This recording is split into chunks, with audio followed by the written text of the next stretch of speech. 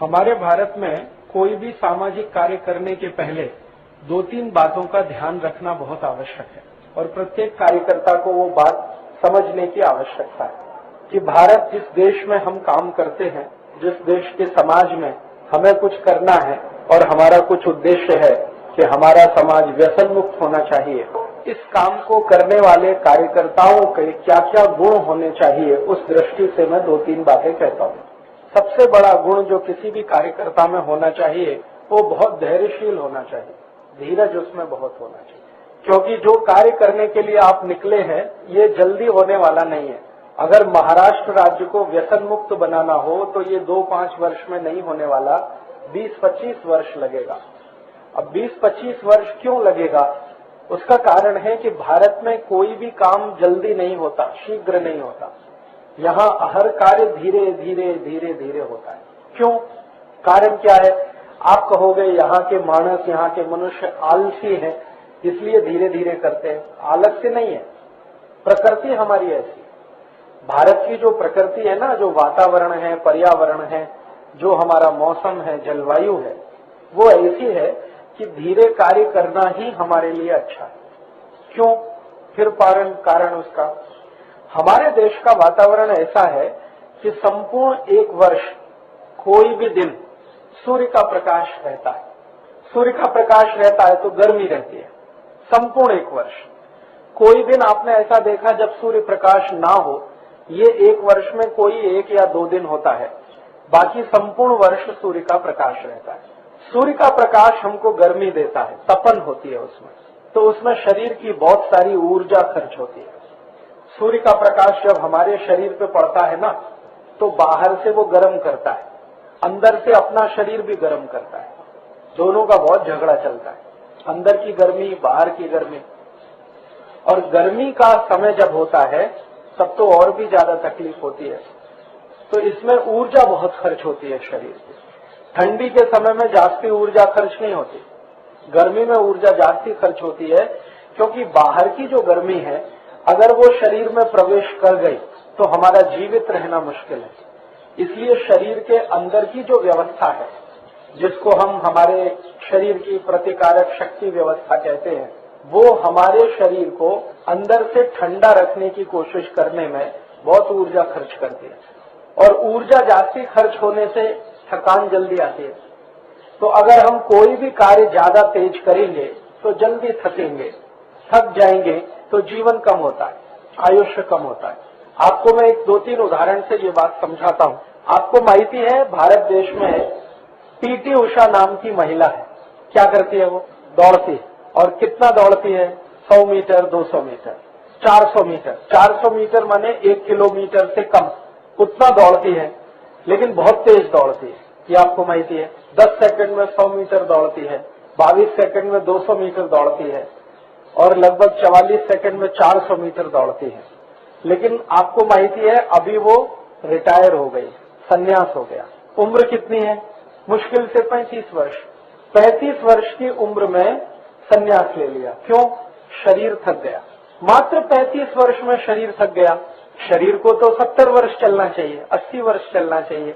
हमारे भारत में जो सामान्य वय है वो 70-80 वर्ष है, तो पीटी उषा को 70-80 वर्ष चलना चाहिए। 35 वर्ष में संन्यास ले लिया, माने आधी उम्र में ही संन्यास ले लिया। क्यों?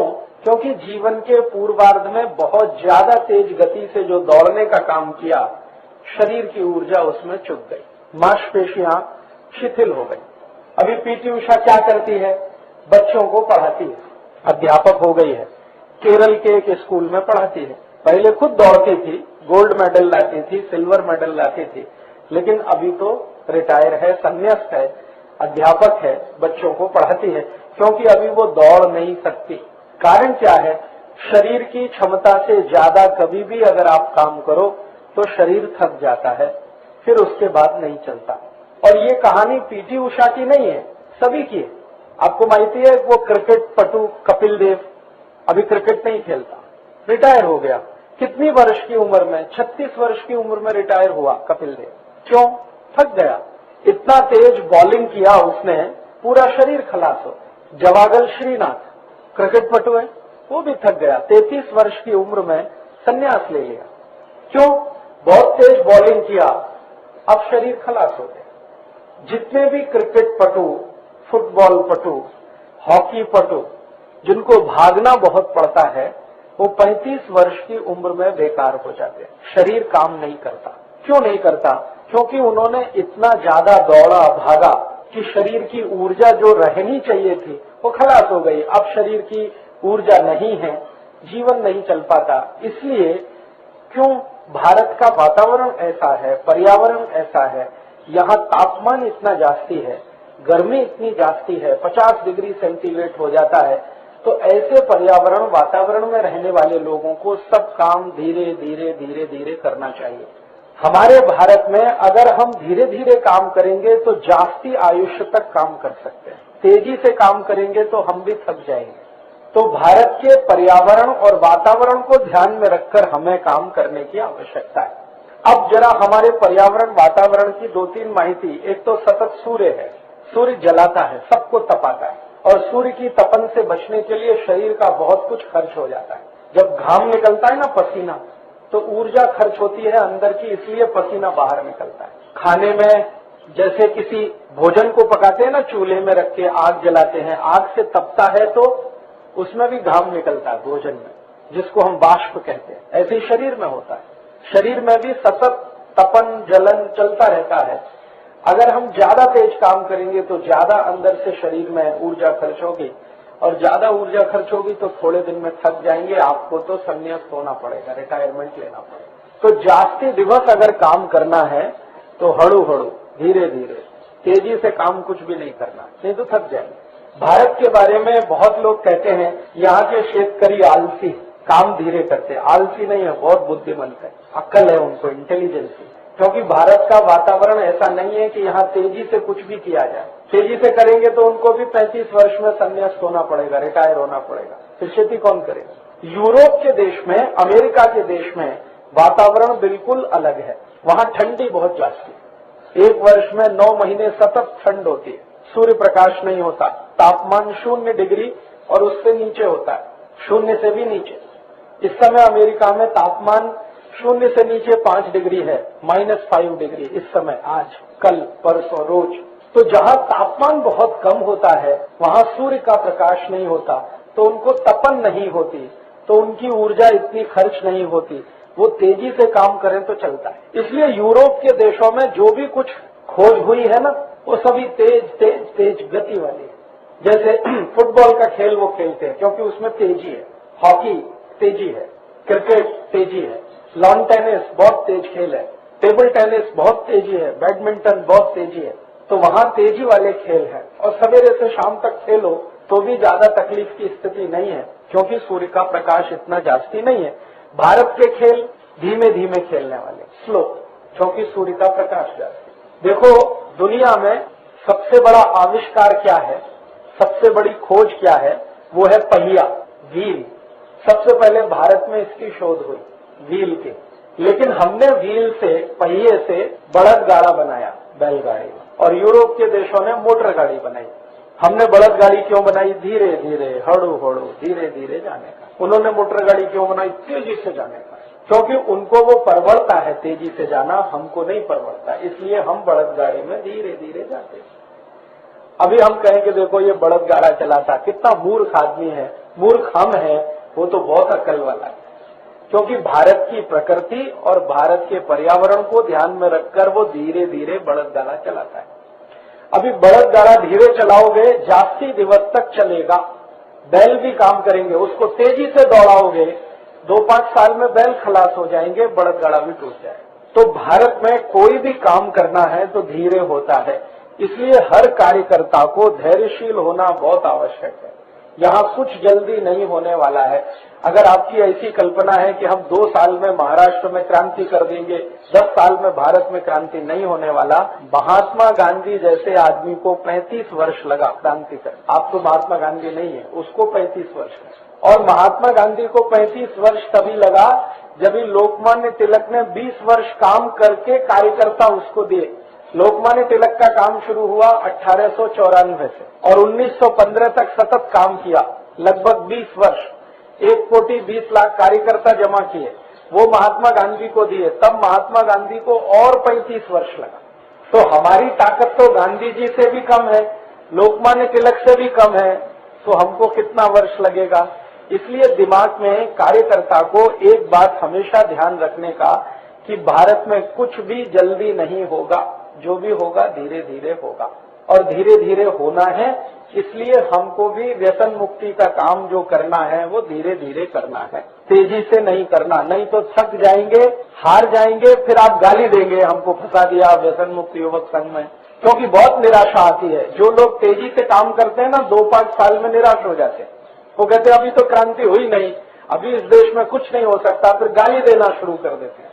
इससे क्या होता है, अपना मन दुखी होता है, सामने वाला जो सुनता है उसका और ज्यादा दुखी होता है।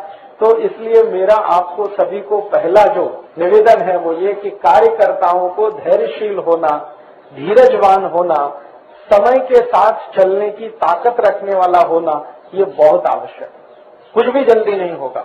आपको सीधा हिसाब बताता हूँ।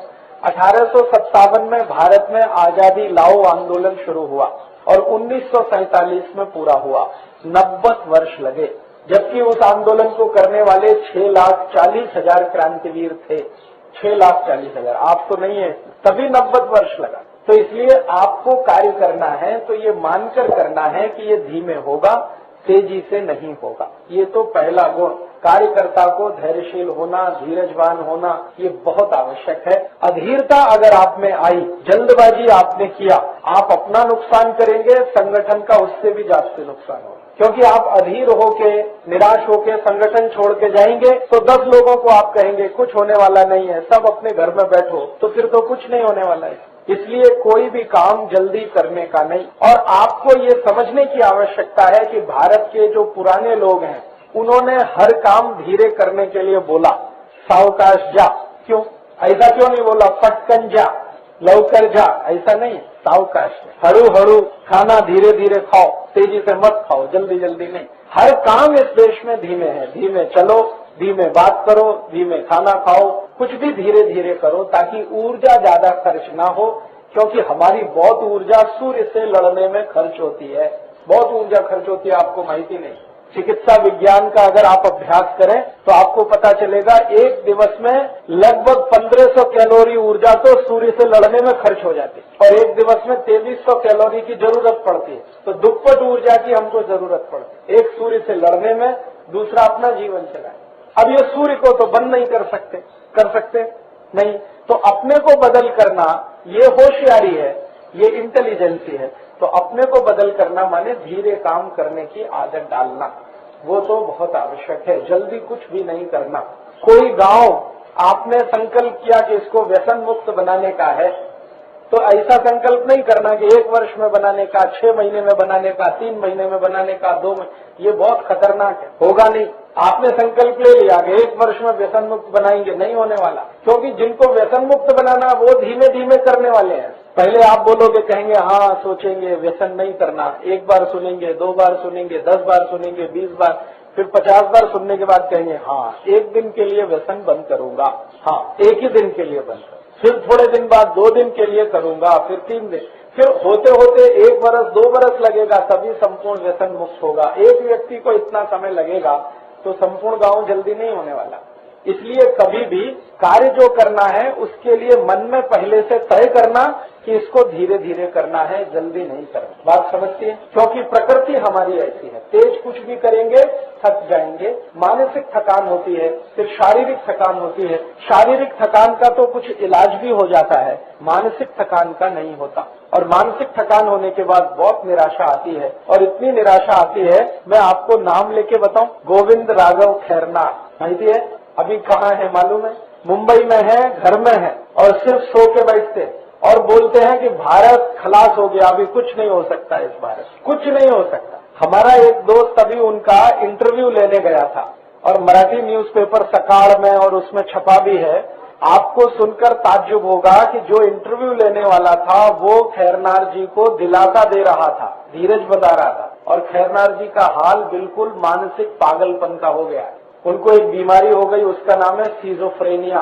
अभी इसका इलाज नहीं है। और ये बीमारी हर उस व्यक्ति को होती है जो जल्दी जल्दी जल्दी जल्दी कुछ भी करना चाहता है। वो सोचते थे कि 2 साल में भारत में क्रांति कर दूंगा, 5 साल में क्रांति हो जाएगी, 10 साल में क्रांति हो जाएगी। अभी भारत में तो क्रांति हुई नहीं। गोविंद राघव खैरनार जी मानसिक रूप से पागल हो गए और पूरा दिवस घर में बंद रहते हैं, रात भर घर में बंद रहते हैं, बाहर जाना बंद, किसी को मिलना बंद, कहीं भी जाना बंद, ये स्थिति आई है। अभी गोविंद राघव खैरनार को ये हो सकता है तो आपको भी हो सकता है। इसलिए जल्दी नहीं करना कभी भी। निराशा आती है और जब ज्यादा निराशा आती है तो बहुत नुकसान होता है। मैं तो कई बार लोगों को बोलता हूँ समाज काम करना नहीं वो अच्छा है। निराशा आने से अच्छा है कि समाज काम करना नहीं, अपने घर में रहना, मजा करना, मजे करना, मौज करना। समाज काम करने के लिए निराश आदमी की आवश्यकता नहीं है। निराशा आने के लिए ये सबसे बड़ा खतरनाक कारण है, जल्दी जल्दी जल्दी जल्दी। इसलिए कभी भी कोई काम में जल्दी नहीं करना। कार्यकर्ता होने के लिए सबसे पहला गुण धीरजवान, धैर्यशील, सतत काम करना, धीरे धीरे, ज्यादा नहीं, ऐसा कार्यकर्ता हो।